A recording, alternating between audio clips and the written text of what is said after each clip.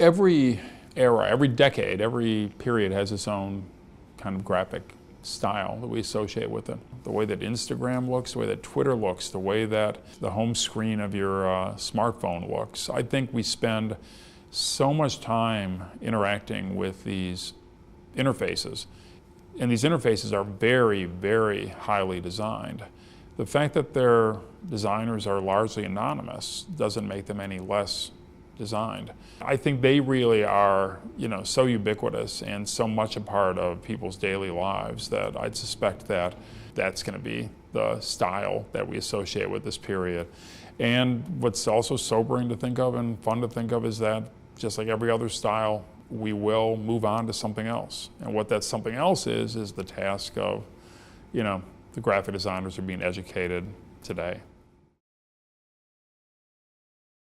Graphic design and technology have been intimately linked since Gutenberg. Really, the means by which we produce communications, whether it's print, whether it's broadcast, whether it's digital, has had a huge effect on the kinds of expressions that graphic designers have brought to messages. Everyone has the capacity to make their own messages, and those messages get propagated through all sorts of different means. If you think about the culture of protest that we now live in, picture rallies where people are holding signs, a great handmade sign with, a vivid, message.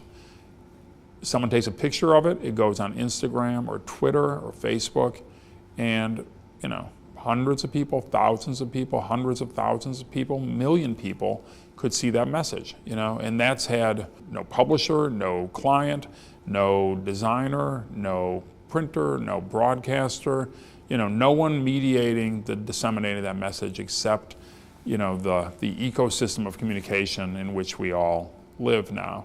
And so I think it's a really interesting challenge for graphic designers to understand where we can locate ourselves most effectively within that ecosystem, now that there's no center of authority, now that there are no official channels by which information is taken from one place to the next. I think that graphic design, in many ways now more than ever, has a role to play, and I think the challenge is figuring out where to locate that role.